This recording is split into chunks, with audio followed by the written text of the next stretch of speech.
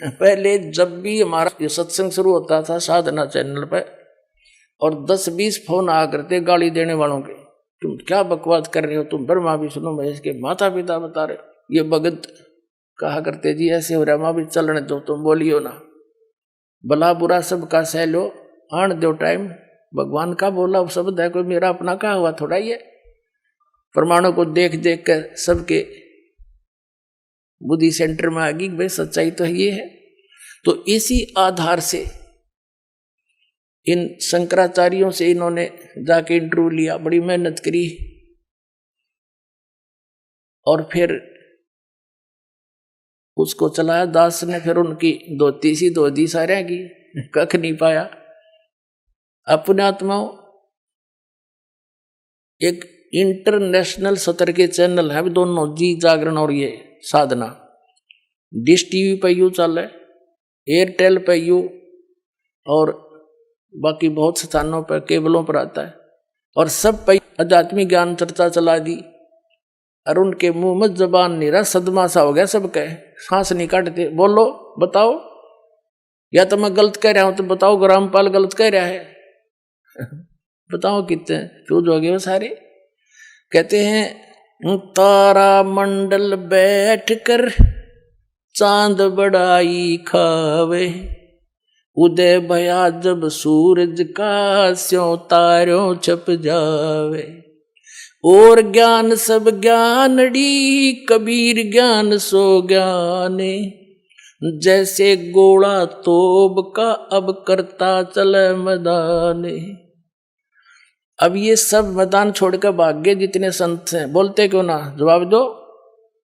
तो इससे बुद्धिमान समाज समझ जाएगा कुछ दिन में कि कख नहीं इनके पास, और बुद्धिमता इन महापुरुषों की ये होगी। ये स्वयं कह दें भाई कोई बात ना।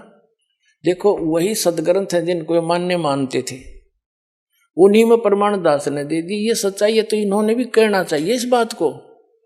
और कोई इसमें हार जीत नहीं होया करती, हार जीत तब मूर्ख आदमी बना कर। हम परमात्मा के बच्चे हैं, सारे कष्ट पा रहे हैं यहाँ पर, और इनका बहुत बड़ा उपकार हो जाएगा जब अपने मुंह से जल्दी कह देंगे ना, तो सब समझ जाएंगे वे सचमुच सच्ची कहे हुए। क्योंकि कुछ एक संतों ने तो ये कह दिया है कि रामपाल की पुस्तक नहीं पढ़ना, रामपाल का सत्संग नहीं देखना। तो क्या वो मित्र है उनके? वो तो दुश्मन है। सबका सुनो सत्संग और कंपेयर करो, सबके साथ तुलना करो, तो संत नहीं है।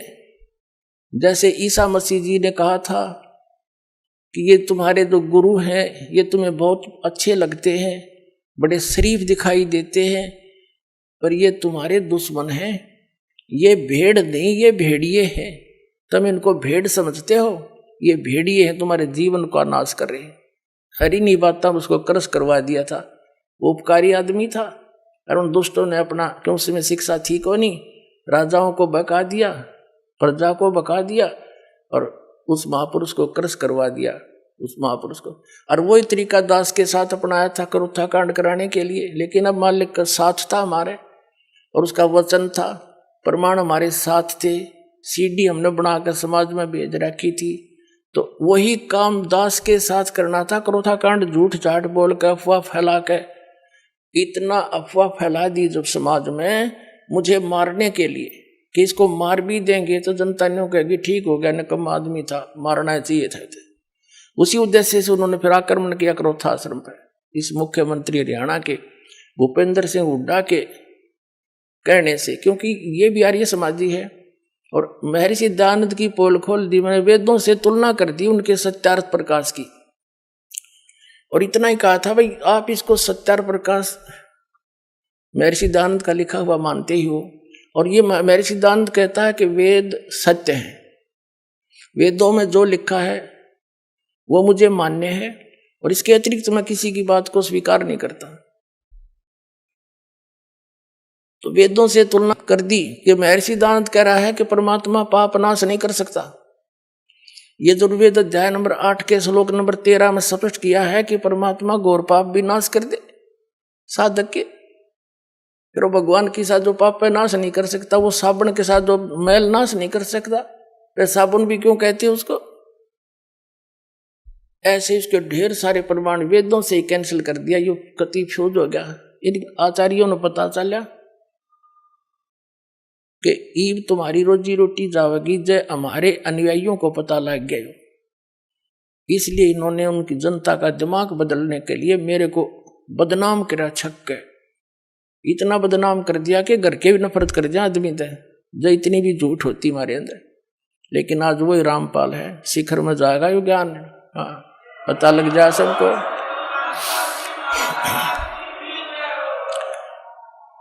तो ये अब ये सफल नहीं हो सके। एक तो साथ कबीर समरस शक्ति हमारे है, और हम कति सारी साची और प्रमाणित बता रहे हैं, जिस कारण से ये ईब सांस घोट कर बैठ गए, ग्रानी क्वित पहुंच गए, आसपास भी नहीं है। आसपास का मतलब है जैसे आदमी के बारे में कोई बात कही जाती है तो उत्तर देव अन्यों कह देवे रामपाल ने यह झूठ बोल दी, तो हम फिर उसका दोबारा उत्तर दें, भाई नहीं देखो ये प्रमाण है, ये ठीक हो।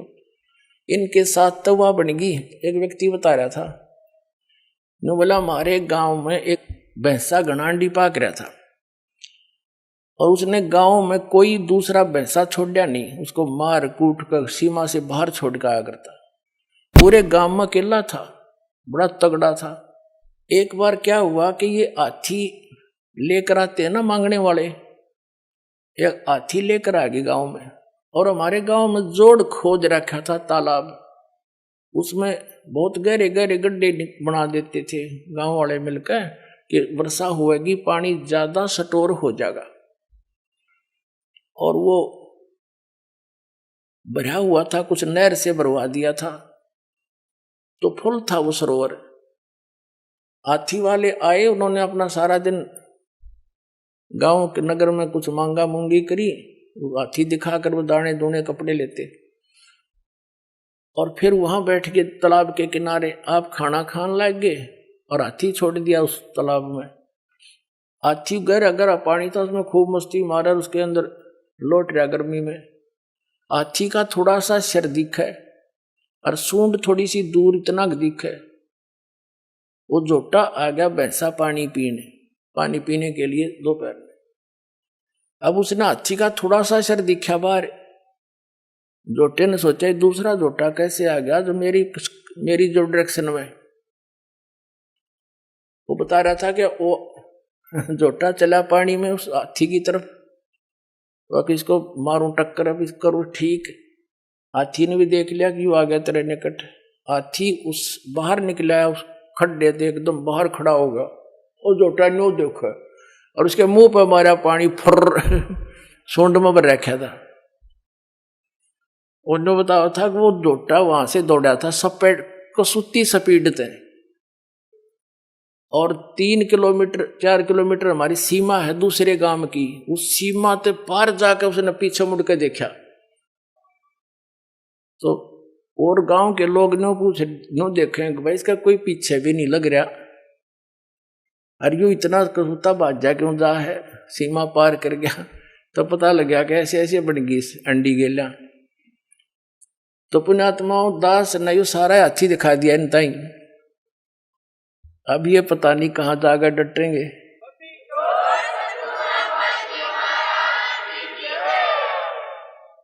तो प्रसंग था कि परमात्मा ने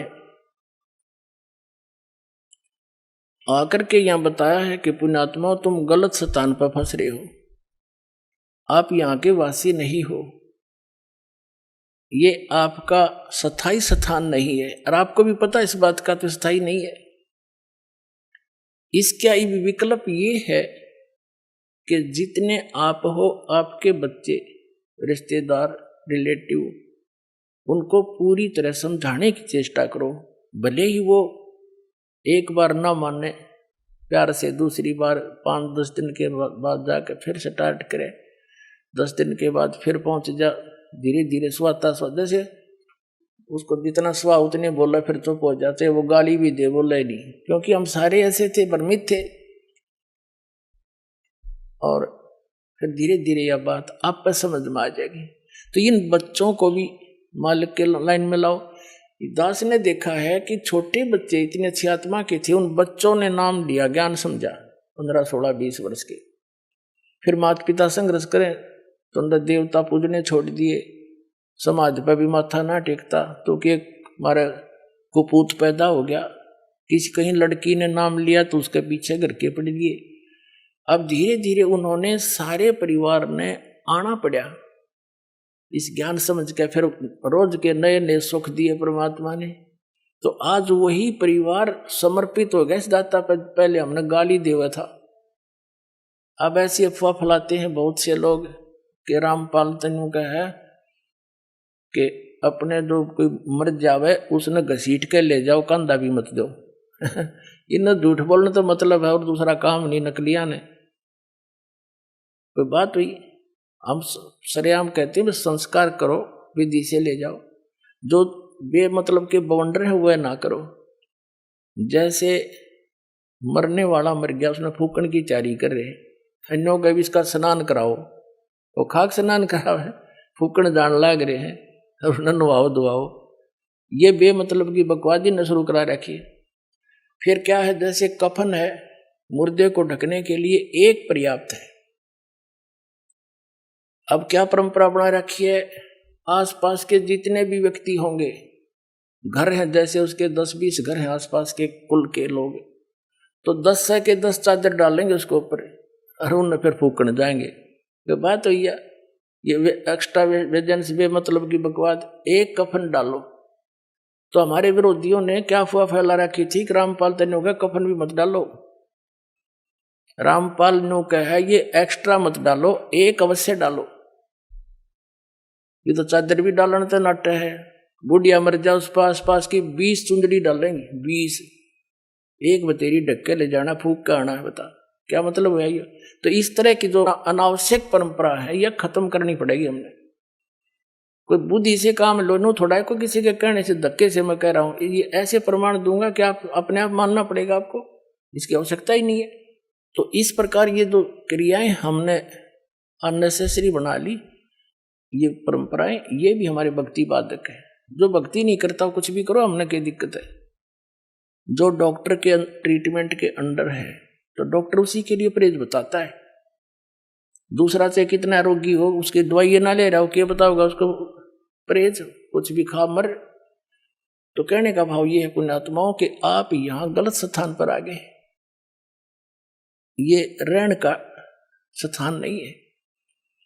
अब परमात्मा ने आकर ये ज्ञान दिया कि और ज्ञान सब ज्ञान डी, कबीर ज्ञान सो ज्ञान।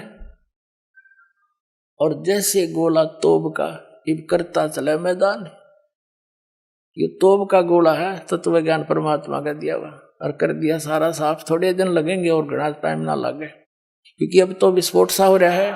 और जो दास परमात्मा का दिया हुआ ज्ञान और जो यहां भी रहने की क्रियाएं हैं, यही है जो दास बता रहे। और एक दिन पूरे विश्व को माननी पड़ेगी या दो दास की सीख है, परमात्मा का दिया उपदेश है, और तभी हम सुखी होंगे। और इसी नाम को सबको ग्रहण करना पड़ेगा, क्योंकि भगवान का आदेश है। और काल से इस काल भगवान ने अपने वचन में कह रखा है कि कलयुग में कितने जीव ले जाइयो तुम, सतयुग त्रेता द्वापर में थोड़े जीव ले जाना। तो परमात्मा ने 3 युग बाट देखी, इंतजार की इसकी, और इसने 3 युगों में हमारे साथ के जुल्म करा दिए, हमें कितने मजहब बना दिए, नारी नारी भाषा बना दी। 100-200 किलोमीटर के बाद जाकर भाषा बदल जाती है। बता किस किस ने समझावे? अब इदास नहीं हिंदी आती है और कोई मराठी जानता है, ये मराठी में क्यों कर समझाऊं उसने हैं, और दूसरी भाषा में कैसे समझाया जाए? तो ऐसा जुल्म कर दिया इसने हमारे साथ कि एक का क्षेत्र में आया संत वहीं कर करा के अपना जीवन नष्ट चला जाओ, दूसरा समझे नहीं इसकी बात नहीं।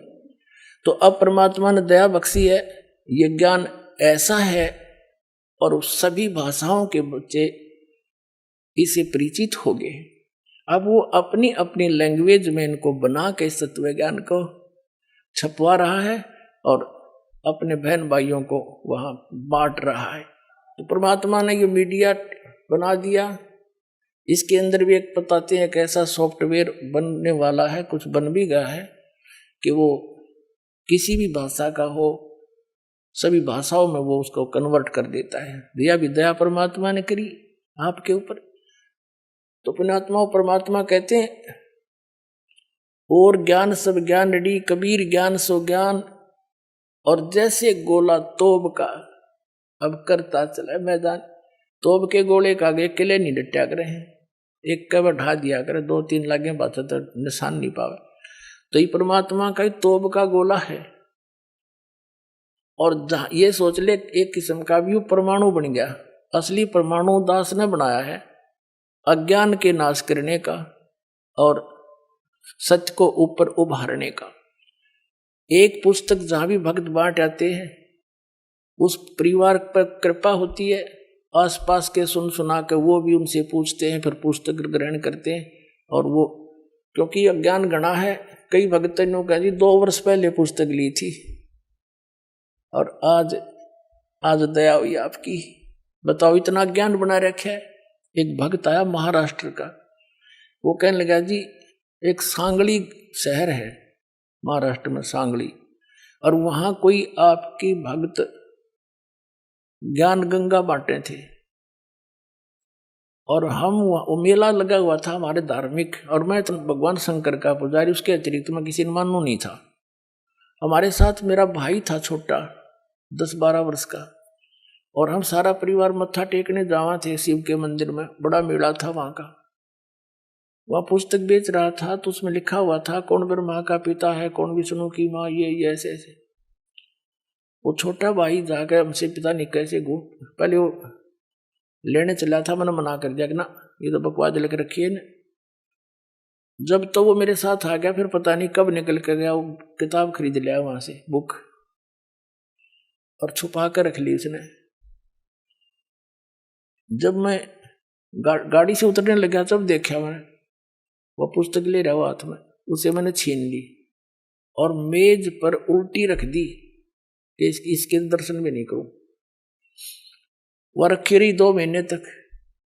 एक बार मेरा कुछ ऐसी टेंशन बनी, कुछ ऐसे सर्कमस्टांस बन गए, मेरा सिर पाटन हो गया, घनी टेंशन हो रही किसी बात की, और मैं बाहर बैठ गया चेयर लेके। थोड़ी देर में ध्यान आया, पुस्तक दिखी वो रखी रखाई। मैंने सोचा इसने देखते क्या है, मैं लगा उस पुस्तक को पढ़ने। वो मेरी तो टेंशन मतलब याद भी कोई ना कचकित गई, और 3 दिन कंटिन्यूस पढ़ी। अरे सह परिवार लेकर आ गया परमात्मा का बच्चा, सारे परिवार को।